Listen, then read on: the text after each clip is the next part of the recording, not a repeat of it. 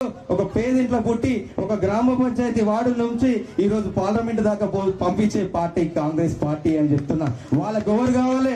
డబ్బులున్నలు, మూటా సంచులు ఉన్నలు కావాలి. వెంకటరామరెడ్డి గురించి మీకు తెలుసు కదా, ఈ ప్రాంతంలో కలెక్టర్ చేసిండు. కలెక్టర్ చేసినప్పుడు ఈ ప్రాంతంలో ఎంతమంది రైతులకు కన్నీళ్లు పెట్టించిండో మీరు అందరు చూసారు కదా. కానీ ఈ రోజు వెంకటరామరెడ్డి ఇంటికి ఎవరైనా నాయకులు, ఇక్కడ ఉన్న నాయకులు ఒక్కసారి ఆయన కలవడానికి ప్రయత్నం చేయండి. మామూలు సామాన్య ప్రజలు కలవడానికి ప్రయత్నం చేయండి, కలుస్తాడో లేదో చూడండి. కానీ నీలమ్మధు ఎప్పుడు పడంచెల్లో ఒక్కడనే ఉంటాడు, ఈ పేద పార్లమెంట్ ఉంటాడు, ఎప్పుడు ప్రజల మధ్యలో ఉంటాడు, మీ పేదల మధ్యలో ఉంటాడు, పేదల కష్టం తెలిసిన వ్యక్తిలాగా ఉంటాడు. మీకు ఎప్పుడు అందుబాటులో ఉండి మీ పార్లమెంట్ పరిధిలో ప్రతి సెగ్మెంట్ లో కూడా అందరికీ ప్రతి వారంలో ఒక రోజు వచ్చి ఇక్కడ ఉన్న సమస్యలు ఈ నాయకులతో తీసుకొని రివ్యూ చేసి మీకు సమస్యలు తీర్చే బాధ్యత తీసుకుంటా అని చెప్తున్నా. ముఖ్యంగా యువత ఆలోచన చేయండి. ఈ ప్రాంతంలో కూడా నిరుద్యోగులు ఎక్కువ మంది ఉన్నారు. గవర్నమెంట్ నుంచి వచ్చే నిధులు, అదేవిధంగా రాష్ట్ర నిధులు, కేంద్రం నుంచి అభివృద్ధి చేస్తాం. అదేవిధంగా నోటిఫికేషన్లు రాష్ట్ర ప్రభుత్వం, దేశ ప్రభుత్వం ఆగస్టు 15 తారీఖు ఇస్తామని చెప్తున్నాం. నేను కూడా ఎంపీ గెలిచిన తర్వాత ఈ ప్రాంతంలో ఉన్న ప్రైవేట్ సెక్టార్లతో మాట్లాడి ప్రతి 6 నెలలకు ఒకసారి జాబ్ మేళా పెట్టించి మీ అందరికీ ఉద్యోగాలు ఇప్పించే బాధ్యత తీసుకుంటా అని చెప్తున్నాం. ఇంకోసారి ఆలోచన చేయండి.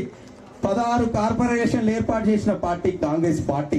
రెడ్డి కార్పొరేషన్ ఏర్పాటు చేసినాం, ఎస్సీ కార్పొరేషన్ చేసినాం, మున్నూరు కాపు చేసినాం, ఆర్యవైశ్యులు చేసినాం, ముదిరాజుల కార్పొరేషన్ ఏర్పాటు చేసినాం. ఇట్లా కార్పొరేషన్ ద్వారా ప్రతి పద్మశాలి కార్పొరేషన్ కూడా ఏర్పాటు చేసినాం, కాపు కార్పొరేషన్ చేసినాం. ఈ కార్పొరేషన్లు ఏర్పాటు చేసి ప్రతి వర్గానికి ప్రతి మద్దతు ఇవ్వాలని చెప్పి కార్పొరేషన్ ద్వారా సపోర్ట్ చేయాలనుకుంటున్న పార్టీ కాంగ్రెస్ పార్టీ. ఈరోజు కాంగ్రెస్ పార్టీ చేసినవి చెప్పుకుంటూ పోతే చాలా ఉన్నాయి. ఈరోజు మీరందరూ కూడా చేతి గుర్తుకు సీరియల్ నెంబర్ 1 మే 13వ తారీఖు రోజు జరిగే ఎన్నికల్లో సీరియల్ నెంబర్ 1 చేతి గుర్తుకు ఓటేసి గెలిపండి. మనల్ని పేదల పక్షం నిలబడే కాంగ్రెస్ పార్టీకి దీవించండి. దేశంలో కూడా ఇండియా కూటమి రాబోతుంది. మన అందరికి కూడా గతంలో ఎట్లయితే భూములు ఇచ్చినామో, ఇంద్రమ్మ ఇల్లు ఇచ్చినామో, ఈ రోజు కూడా 5 గ్యారంటీలతోటి పేద ప్రజలకు అండగా ఉంటామని చెప్పి తెలియజేస్తున్నా. మీరు చెప్పండి, బీజేపీ వాళ్ళకు, బీఆర్ఎస్ వాళ్ళకు దళితులకు 3 ఎకరాల భూమి ఇస్తా అన్నాడు కేసీఆర్. ఇచ్చిండా? ఎవరికైనా కనీసం 3 గుంటలు ఇచ్చిండా? కనీసం డబుల్ బెడ్రూమ్లు ఇచ్చిండా? అదంతా ఇచ్చిపెట్టు. ఈ 10 ఏళ్లలో ఈ 2 ప్రభుత్వాలు కనీసం రేషన్ కార్డులను ఇచ్చిందా? కానీ మేము ప్రజా ప్రభుత్వం, ప్రజా పాలన వచ్చింది రాగానే గ్రామ సభలు పెట్టి 6 గ్యారంటీలు అప్లికేషన్ చేసుకోమని చెప్పినమా చెప్పలేమా? రేవంత్ అన్న ప్రభుత్వం చేసుకురా లేదా? ఈరోజు ఎలక్షన్ కోడ్ అయిపోయిన తర్వాత అవి అన్ని కూడా 6 గ్యారంటీలు రేషన్ కార్డులు లేని వాళ్ళకు, నిరుపేదలకు అందరికి అందజేసే ప్రభుత్వం కాంగ్రెస్ పార్టీ. కాబట్టి మీరు చేతి గుర్తుకు ఓటేసి గెలిపేయండి. అక్కడ రాహుల్ గాంధీ గారు ప్రధానమంత్రి అవుతాడు, నేను ఎంపీ అయితే మీ అందరి సమస్యలు తీసుకొని నేను అక్కడి నుంచి వచ్చే నిధులు తీసుకొని వస్తా, రాష్ట్ర ప్రభుత్వం నుంచి నిధులు తీసుకొస్తా. ముఖ్యంగా మా అక్క ఇన్ఛార్జ్ మినిస్టర్, మా అక్క కూడా చాలా నిధులు ఇస్తుంది. ఈ నిధులు తీసుకొచ్చి ఈ ప్రాంతాన్ని అభివృద్ధి చేసే బాధ్యత తీసుకుంటానని చెప్పి తెలియజేస్తున్నా. చేతి గుర్తుకే, చేతి గుర్తుకే. Thank you. ఇప్పుడు అక్క మాట్లాడే ముందు అక్క గురించి 2 నిమిషాలు చెప్తా. మన ప్రభుత్వం ఏర్పడిన తర్వాత సిద్దిపేటలో ప్రజలు ఎంతో బాధపడతా ఉన్నారు. గ్రామంలో రోడ్లు లేవని, స్కూల్ బిల్డింగ్లు లేవని, మంచినీటి వసతులు లేవని, లైట్లు లేవని ఎన్నో సమస్యలతోని నేను అక్క దగ్గరికి పోతే, మీ ప్రాంత సమస్యలు తీసుకొని పోతే, అక్క ప్రభుత్వం ఏర్పడిన 80 రోజుల్లోపటినే ఈ ప్రాంతానికి, సిద్దిపేట ప్రాంతానికి 10 కోట్ల నిధులు ఇచ్చి అభివృద్ధికి దోహదపడింది. అక్కకు అందరూ సప్పట్లతో ఘనస్వాగతం పడగాలి. అందులో ముఖ్యంగా మీ మండలం సిద్దిపేట రూరల్ కి ఎక్కువ నిధులు కూడా కేటాయించడం జరిగింది. దయచేసి పెద్దలు గౌరవనీయులు కొండ సూర్యకమ్మని మాట్లాడుతుందిగా కోరుతా ఉన్నాం. జై కాంగ్రెస్, జై కాంగ్రెస్. గట్టిగా మాట్లాడతలేరు, నా గొంతు పోతుంది కానీ మీరు చేతులు ఎత్తుతలేరు. చూద్దాం ఎంత గట్టిగా అంటారు. ఇప్పుడు అంటే సాయంత్రం కేసీఆర్ గట మీటింగ్ ఉందట, హరీష్ రావు తీసుకొస్తాడట. వాళ్ళకి వినపడి అటు నుంచి అంటే వాళ్ళు వారిపోవాలి. అంతేనా? జై కాంగ్రెస్, జై కాంగ్రెస్. చేతి గుర్తుకే, చేతి గుర్తుకే. రేవంత్ అన్న నాయకత్వం, రాహుల్ గాంధీ నాయకత్వం, సోనియా గాంధీ నాయకత్వం, ప్రియాంక గాంధీ నాయకత్వం, హరికృష్ణ నాయకత్వం, వేదిక మీద ఉన్న అందరి నాయకత్వం, నా నాయకత్వం, మీ నాయకత్వం. జై కాంగ్రెస్. ఉత్సాహం చూస్తా ఉంటే మీ మనసు ఎంత చల్లగా ఉందో ఈరోజు ఈ వాతావరణం చూస్తేనే అర్థమవుతా ఉంది. ఈరోజు వాతావరణం కూడా మనకు సహకరించి నీడనిచ్చి అక్క చెల్లెలకు ఇబ్బంది కాకుండా చూస్తాందంటే మీ మనసు చాలా మంచిది. పుల్లూరు గ్రామ ప్రజలు, ఈ చుట్టుపక్కల నుంచి వచ్చిన ప్రజలందరి మనసు కూడా చాలా మంచిది అని నాకు అర్థమైపోతా ఉంది. మీ ఆశీర్వాదం 100% కూడా నీలం మదకు ఉంటుంది అని కూడా నేను విశ్వాసం తెలియజేస్తా ఉన్నాను. మరి లేకపోతే ప్రేమ లేదే ఇంత ఎండలో ఇంత పెద్ద ఎత్తున ప్రజలు వచ్చి ఈ కార్యక్రమాన్ని విజయవంతం చేయరు. ఎందుకంటే నేను కూడా నీలమ్మదిలాగా, నీలమ్మదేమో గ్రామ వార్డు మెంబర్ నుంచి మొదలు పెట్టిండు, నేనేమో మండల్ ప్రెసిడెంట్ ఎంపీపీ నుంచి నేను ఈరోజు మంత్రిగా అయినా. దానికి కారణం కూడా కాంగ్రెస్ పార్టీని. ఎందుకంటే ఎంపీటీసీల రిజర్వేషన్లు, సర్పంచ్ల రిజర్వేషన్లు ఉన్నాయా లేవా అమ్మ, అవన్నీ కూడా కాంగ్రెస్ పార్టీ ఇచ్చింది. కాబట్టి ఈరోజు ఆడోళ్ళు ఎంపీటీసీలు, సర్పంచులు, జెడ్పీటీసీలు, ఎంపీపీలు అయితా ఉన్నారు. రేపు మళ్ళా కాంగ్రెస్ పార్టీ వస్తే ఎమ్మెల్యేలకు కూడా రిజర్వేషన్ పెడుతుంది. 33% రిజర్వేషన్ పెడితే అందులో 33% ఎమ్మెల్యేలు మహిళలు అసెంబ్లీలో అడుగు పెట్టే అవకాశం ఉంటది. కాబట్టి మహిళలకు ప్రాధాన్యత ఇచ్చే పార్టీ ఏదైనా ఉంది అంటే కాంగ్రెస్ పార్టీ. అందుకే ఈరోజు అధికారంలోకి రాగానే మీ క్షేమం కోసమే ఈరోజు ఉచిత బస్సు గాని, 200 రూపాయల యూనిట్ల విద్యుత్ ఫ్రీ గాని, మరి అదే విధంగా గ్యాస్ సిలిండర్ గాని, మరి ఇది అన్నలకు కూడా లాభం అవుతుందా అయితలేదా? అయితుందా లేదా చెప్పండి. ఇప్పుడు మీ భార్య వాళ్ళ అవగారింటికి పోవాలంటే 100 రూపాయలు 200 రూపాయలు అడుగుతుంది. ఉట్టిగానే పోతాంది, ఉట్టిగానే వస్తుంది. ఆ పైసలు మీకు మిగులుతానే మిగులుతలేవా? కాబట్టి ఇటు మీకు లాభం అవుతుంది, ఇటు మీకు లాభం అవుతుంది. మన రుణం తీసుకోవాలి. కాబట్టి కాంగ్రెస్ పార్టీకి ఓటేయాలి. మరి సిలిండరు 1200 చేసిండు మోడీ. ఇవాళ మళ్ళీ మాట్లాడుతాండు మేము వస్తే మొత్తం పేదలను ఉద్ధరిస్తామని. 12 ఏళ్ళు ఏం ఉద్ధరించిండో అని చెప్పి నేను అడుగుతా ఉన్నాను. పేద ప్రజలకు ఏమైనా ఒక్క సంక్షేమ అభివృద్ధి కార్యక్రమం అయినా తీసుకొచ్చిందా బీజేపీ ప్రభుత్వం అని అడుగుతా ఉన్నా. వాళ్ళు తీసుకురాలేదు. మన ట్రైన్లు ఉంటాయి కదా, రైల్వే శాఖను అమ్మేసిండు. ఇంకా చాలా శాఖలను, ప్రభుత్వ శాఖలన్నిటిని కూడా ప్రైవేట్ వాళ్ళకి అమ్మేసిండ్రు. ఈసారి గెలిస్తే మొత్తం ఉన్న శాఖలన్నీ కూడా ప్రైవేట్ వాళ్ళకి అమ్మేస్తే ఎట్లా ఉంటదంటే, వాళ్ళు ఒకవేళ రైలు టికెట్ 100 రూపాయలు ఉందనుకోండి, మీరు పోయే కాడికి వాడు 200 రూపాయలు పెడితే చచ్చుకుంటే మనం 200 రూపాయలు కట్టి పోవాలి. ఒకసారి ఒకరికి అమ్మినాక ఆ అధికారం వాడికే ఉంటది, ప్రభుత్వానికి ఉండదు. ఈ రోజు మన ప్రభుత్వం, కేంద్ర ప్రభుత్వం, బీజేపీ ప్రభుత్వం, మోడీ చేసేది అదే. మన ప్రాపర్టీలన్నీ అమ్మేస్తా ఉన్నాడు. రైల్వే శాఖ అమ్మిండు. ఈ రోజు రైళ్లలో పోయేటోళ్ళ పరిస్థితి ఏంటంటే, రేపు వాడు ఒక టికెట్ 100ది 200 చేస్తే చచ్చుకుంటా 200 కట్టి ప్రయాణం చేయాలి. అంటే మన సంపదను మన నుండి తీసి వేరే వాళ్ళకి ఇచ్చి మీరు బతకండ్రా బాబు, వీళ్ళను లూటీ చేయండి అని ప్రజల మీద భారం మోపుతా ఉన్నారు. ఈసారి మళ్ళీ గెలిచింది అనుకోండి బీజేపీ, ఏమన్నా కొద్దో గొప్ప మిగిలిన ఉంటే కూడా అదానికి, అంబానీకి అమ్మేస్తే ఆ రోజు వీళ్ళందరూ కూడా మీ గ్రామాలలో ఉన్నటువంటి వ్యవసాయం దాని మీద కూడా పెత్తనం తీసుకొని వ్యవసాయం కూడా అదాని, అంబానీ చేస్తారు. మీకు ఇంత కట్టిస్తాము ఎకరాకు అని వాళ్ళే రేట్ ఫిక్స్ చేస్తారు. వాళ్ళు వస్తారు, వాళ్ళ మెషిన్లు వస్తాయి, వాళ్ళే విత్తనాలు వేసుకుంటారు, వాళ్ళే పంటలు పండించుకుంటారు. 1,00,000 రూపాయలు వచ్చినా 2 లక్షలు వచ్చినా నీకు 50,000 ఇస్తా అంటే 50,000 ఇస్తారు. అలా నువ్వు కూలీ పని చేయాలి అంతే. నీ పొలం మీద కూడా నీకు అధికారం ఉండకుండా చేస్తారు బీజేపీ వాళ్ళు వస్తే. కాబట్టి ఇటువంటి కార్యక్రమాలు చేయడానికి ఈరోజు బీజేపీ పార్టీ మళ్ళీ 3వసారి అధికారం కావాలని కోరుకుంటా ఉన్నారు. ఇప్పటికే 2 సార్లు చేసి మోసం చేశారు. ఇంకా 3వసారి మనకి ఇది మంచి బంగారు అవకాశం. ఈ అవకాశాన్ని వదులుకుంటే మాత్రం మన జీవితాలు, మన పిల్లల జీవితాలను మనమే బొందబెట్టుకున్న వాళ్ళం అవుతామని చెప్పి నేను ఈ సందర్భంగా తెలియజేస్తా ఉన్నాను. ఇప్పటి వరకు మన పిల్లలకు ఒక్కరికి కూడా ఉద్యోగం రాలేదు. మరి ఈ రోజు మన ప్రభుత్వం వస్తే మనకు సంవత్సరానికి 1 కోటి ఉద్యోగాలు ఇస్తా అని చెప్పేసి మన ఇప్పటికే 30 లక్షల ఉద్యోగాలు ఖాళీ ఉన్నాయి. ఆ ఖాళీ ఉన్న ఉద్యోగాలతో పాటు ప్రతి ఇంటికి ఒక అబ్బాయి 1,00,000 రూపాయలైనా సంపాదించే విధంగా మేము కార్యక్రమం రూపొందిస్తామని నిన్న రాహుల్ గాంధీ గారు చెప్పారు. అట్లా మహిళా సోదరి మనులకు కూడా నెలకు 8,500 చొప్పున సంవత్సరానికి 1,00,000 రూపాయల వరకు కూడా పైసలు అకౌంట్ లో పడే విధంగా సహకరిస్తామని కూడా చెప్పారు. ఇప్పుడు వీళ్ళు అంటారు కదా బీజేపీ వాళ్ళు ఇవన్నీ అమలు కాని హామీలు అంటారు. మరి ఇప్పుడు మేము 5 హామీలు అయితే అమలు చేస్తా ఉన్నాం కదా. అప్పుల భారంలో ఉన్న తెలంగాణను వాళ్ళు అప్పజెప్పి పోయినా కూడా ఒక పక్క అప్పులు భరించుకుంటూ, ఒక పక్క ఉద్యోగస్తులకు 1వ తారీఖున జీతం వేసుకుంటూ, మీలాంటి నిరుపేదలకు ఇప్పటికే గ్యాస్ సిలిండర్, ఉచిత బస్సు, మరి అదే విధంగా 200 యూనిట్ల విద్యుత్ ఫ్రీ, రేపు మళ్ళీ ఎలక్షన్లు అయిపోయినాక మీకు రేషన్ కార్డులు అయితే మీ 2500 నెలకొచ్చే రూపాయలు ఇవి ఉన్ను. సెంట్రల్ లో మన వస్తే అవి ఇవి కూడా కలుస్తాయి మీకు. సెంట్రల్ లో మన ప్రభుత్వం రాకపోతే 8500 రావు, ఒక 2500 రూపాయలు మాత్రమే వస్తాయి.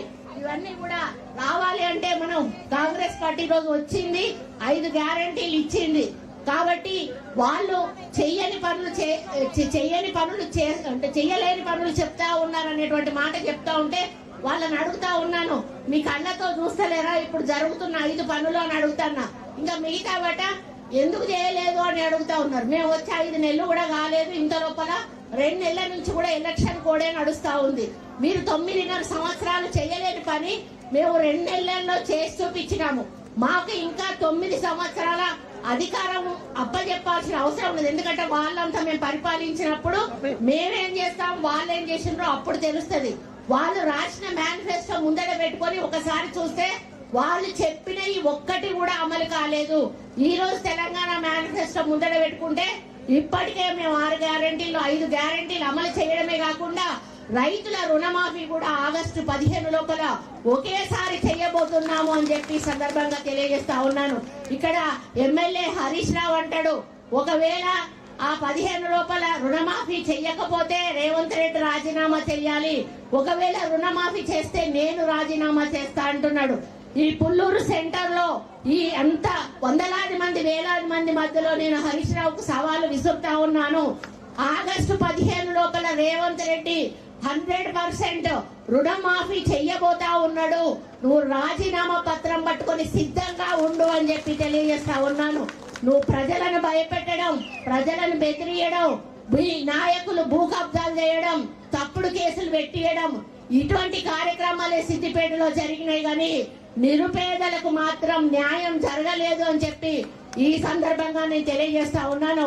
మరి ఈ జిల్లాలో ఈ నియోజకవర్గంలో న్యాయం జరగాలి అంటే మన ఎమ్మెల్యే లేడు, హరికృష్ణ ఓడిపోయిండు. కానీ ఇక్కడ ఒక ఎమ్మెల్యే స్థానంలో ఉండాలి అంటే మనకు నీలమ్మధు ఎంపీ స్థానంలో ఉంటే మనకు ఎమ్మెల్యే లాగా ఇక్కడ పని చేస్తాడు. కాబట్టి ఆయనను గెలిపించుకుంటే మనకు మంచి జరుగుతుంది, మంచి అభివృద్ధి జరుగుతుంది. ముగ్గురిని చూద్దాం. ఇగో మనము పిల్లని చూడడానికి పోయినప్పుడు పోగానే పిల్ల రూపు రేఖ రంగు అన్ని చూస్తాం. చూడంగానే అర్థమైపోదా ఆ పిల్ల మంచిదా కాదా అని మనం అప్పుడప్పుడే గుసలు పెట్టుకుంటా ఉంటాం, ఒక్కరి చెవులలో ఒక్కరి చెవులు. మరి మధును వెంకట్రామరెడ్డిని రఘునందన్ రావుని ముగ్గురిని పక్కన పెట్టి చూద్దాం, ఎవరు మంచుకున్నారో మీకే అర్థమవుతుంది. ఇగో నిరుపేద బిడ్డ కింది నుంచి వచ్చిండు, అయ్యా అవ్వ చచ్చిపోయిండ్రు, ప్రజలైన తల్లిదండ్రులు అనుకున్నాడు, మీ ముందుకు వచ్చిండు, ప్రజాసేవ చేస్తాడు. ఆయన వ్యాపారం చేసుకుంటే కోట్లు సంపాదించుకోవచ్చు.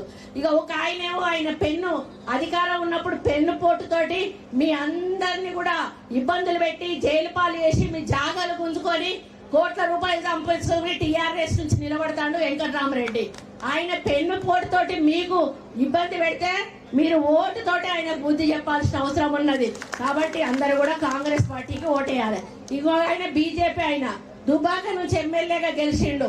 ఆయన 100 హామీలు ఇచ్చిండు. అప్పుడు 100 హామీలలో ఒక్క హామీ కూడా కేంద్రం నుంచి మంజూరు చేయలేదు. మరి మీ అధికారం కేంద్రంలో ఉన్నప్పుడు, నువ్వు ఎమ్మెల్యేగా ఉన్నప్పుడు ఒక్క రూపాయి కూడా నీ నియోజకవర్గానికి తీసుకురాను అని ఈ రోజు ఎక్కడి నుంచి తీసుకొస్తావని చెప్పి ప్రశ్నిస్తా ఉన్నాను. కాబట్టి మీరేం అమాయకులు కాదు. మొన్న జరిగిన ఎన్నికల్లో ఆలోచించి టిఆర్ఎస్ ప్రభుత్వాన్ని గద్దెదింపిండ్రు. ఈ రోజు చింతమడక నుంచి కూడా కాంగ్రెస్ పార్టీలో చేరడానికి వచ్చిండ్రు అని అంటే ఈ రోజు కాంగ్రెస్ పార్టీ మీద అభిమానము, టిఆర్ఎస్ మీద వ్యతిరేకం ఎంత ఉందో అర్థమవుతా ఉంది. చింతమడకకు చిల్లి పడ్డది, అక్కడ పోయి జెండా ఎగరేస్తాం. మేము జెండా గద్దగట్టి వచ్చే సర్పంచ్ ఎలక్షన్ల లోపల చింతమడకలో జెండా ఎగరేసి అక్కడ సర్పంచ్ ను గెలిపించుకునే కార్యక్రమం మేము చేస్తామని ఈ సందర్భంగా తెలియజేస్తా ఉన్నాను. కాబట్టి వెంకట్రామరెడ్డిది ఇక్కడ కాదు, ఎక్కడి నుంచో తీసుకొచ్చి ఇక్కడ నిలబెట్టిండ్రు.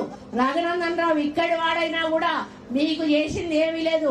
ఆయన ఏంటంటే ఒక లాగాదిండు కాబట్టి లా మాటలన్నీ మాట్లాడి మీదిది కిందికి చేసి మనల్ని కన్ఫ్యూజ్ చేసి మన మెదడు ఖరాబ్ చేసి మనం ఆలోచించుకోలేని పరిస్థితికి తీసుకొస్తాడు. అందుకని ఆయన మాటలు అసలు వినకండి, మీరు ఆలోచించకండి. నీలమ్మదు చాలా చక్కగా చెప్పిండు, ఏం చేస్తానో చెప్పిండు, ఎట్లుంటానో చెప్పిండు, మన బతుకులు ఎట్లా మారుతాయో చెప్పిండు.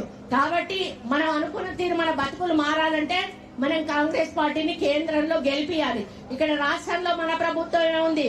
పోనీ ఇప్పుడు ఇక్కడ టిఆర్ఎస్ పార్టీ గెలిస్తే ఇక్కడ ప్రభుత్వం మారుతుందా? మారదు కదా, కాంగ్రెస్ ప్రభుత్వమే ఉంటది. పోనీ ఇప్పుడు టిఆర్ఎస్ ఎంపీలు బీజేపీ ఎంపీలు గెలిస్తే మరి కేంద్రంలో టిఆర్ఎస్ గవర్నమెంట్ ఏమన్నా వస్తుందా? రాదు. ఇక్కడ ఎంపీలను ఎందుకు గెలిపించుకోవాలనుకుంటున్నారు వీళ్ళు? కవిత జైల్లో ఉంది, ఈ ఎంపీలు గెలిస్తే వీళ్ళని బీజేపీకి అమ్మి బిడ్డ నిడిపించుకోవడానికి ప్రయత్నం చేస్తా ఉన్నాడు కేసీఆర్. మరి ఇంతమంది ఉసురు పోసుకుంది కవిత, ఇలా ఎంతమంది జీవితాలతో ఆడుకుందో. ఒక్కొక్క గ్రామంలో తాగుడుకు బానిస ఎంతమంది కుటుంబాలు ఈ రోజు భర్తను కోల్పోయి అలమటిస్తా ఉన్నారో వాటన్నిటికీ కూడా బాధ్యురాలు కవిత. అటువంటి కవిత ఈ రోజు జైలుకు పోతే, మామూలుగా ఎవరన్నా జైలుకు పోతేనే మనం అమ్మలక్కలం అయ్యో పాపం అనుకుంటాం. ఆమె జైలుకు పోతే ఒక్కరన్నా పాపం అన్నారా? అనలేదే. మరి ఆమె అట్లా చేసి పోయింది. మరి ఆమె నిలిపించుకోవడానికి ఈ రోజు కేసీఆర్ నాటకాలు ఆడుతా ఉన్నాడు. మరి సాయంత్రం బస్సు యాత్రకు మీరు కూడా పోతారు, పోయినప్పుడు వినండి. కానీ అది మాత్రం మనకు నష్టం జరిగే కార్యక్రమము. ఈరోజు కేసీఆర్ ని గెలిపించిన, బీజేపీని గెలిపించిన తెలంగాణకే కాదు దేశానికే నష్టం జరుగుతుంది. మన భారతదేశానికి స్వాతంత్రం తెచ్చింది కాంగ్రెస్ పార్టీ, మన తెలంగాణ ఇచ్చింది కాంగ్రెస్ పార్టీ. మన దేశాన్ని, మన రాష్ట్రాన్ని కాపాడుకోవాలంటే కాంగ్రెస్ పార్టీకి ఓటేయాలి, నీలమ్మదును గెలిపియాలి, ఆయనను పార్లమెంట్ కు పంపాలి. ఇండియా కూటమి గెలుస్తుంది, రాహుల్ గాంధీ గారు ప్రధానమంత్రి అవుతారు. నిన్న ఆయన సభలో చెప్పిన ప్రతి పనిని కూడా అమలు చేసి మీ నిరుపేద జీవితాల్లో వెలుగులు నింపుతారు. కాబట్టి మీ అందరూ కూడా ఈ యొక్క ఆలోచనను మరి ఆలోచించి చేతి గుర్తు 1వ నెంబర్ ని డమ్మీని ఏదయ్యా బాబు పెట్టుకో, డమ్మీ ఆయన చూపెట్టాలి కదా, డమ్మీ ఈవీఎం లేదా? మీరు ఇంటింటికి తిరగాలే. డమ్మీ ఈవీఎం మీద 1వ నెంబర్ అమ్మా, 1వ నెంబర్ మీద చెయ్యి గుర్తుకు ఓటేసి మీరందరూ కూడా నీలమ్మను భారీ మెజారిటీతో ఈ సిద్దిపేట నుంచి ఎక్కువ మెజారిటీ ఇవ్వాలి. ఎందుకనంటే మనం ఎవరికి భయపడాల్సిన అవసరం లేదు. అప్పుడు వాళ్ళ గవర్నమెంట్ ఉంది, భయపెట్టిండు. ఇప్పుడు మనకు స్వేచ్ఛ వచ్చింది. మనం స్వేచ్ఛగా ఈ రోజు ఓటేసుకొని మన అభిమాన నాయకుడైనటువంటి నీలమ్మను గెలిపించుకోవడానికి ప్రతి ఒక్కరూ కూడా కృషి చేయాలని మీ అందరికీ కూడా చేతులు జోడించి నమస్కరిస్తూ మరి మీ అందరికీ కూడా ధన్యవాదాలు తెలియజేసుకుంటూ సెలవు తీసుకుంటా ఉన్నాను. జై కాంగ్రెస్. ఇంకొకటి బీసీ బిడ్డ, ముదిరాజు బిడ్డ, మనం బీసీలు ఎంతమంది ఉన్నాం? చేతులు ఎత్తండి. బీసీలు ఎంతమంది ఉన్నారు? అక్క జిల్లాలో చెప్పారా మీరు? బీసీలు ఎంతమంది ఉన్నారు? చేతులు ఎత్తారు. ఇక ఇంతమంది ఉన్నాం. ఇంతమంది మనిషి 10 ఓట్లు వేసిన గెలవడా? గెలుతాడు కదా. మరి గెలిపియాలి. బీసీల ఐక్యత, బీసీల ఐక్యత, బీసీల ఐక్యత, బహుజనుల ఐక్యత వర్ధిల్లాలి. అట్లనే ఇక్కడ నరసింహస్వామి టెంపుల్ ఉందని చెప్పారు. మరి స్వయంభూలింగము, నేను దేవాదాయ శాఖ మంత్రిగా మీ గుడిని అభివృద్ధి చేసే మరి కార్యక్రమం నేను తీసుకుంటానని మరి ఇక్కడ మీ జనానికి చెప్తా ఉన్నాను. తప్పకుండా దాన్ని అభివృద్ధి చేస్తానని తెలియజేసుకుంటూ మరి మీ అందరూ కూడా చేతి గుర్తు కోటేయాలని మళ్ళీ విజ్ఞప్తి చేస్తా ఉన్నాను. జై కాంగ్రెస్, చేతి గుర్తుకే. ధన్యవాదాలు అక్క. ఇప్పుడు గ్రామ కమిటీ కోఆప్షన్ సభ్యులు సాన నరసింహం గారు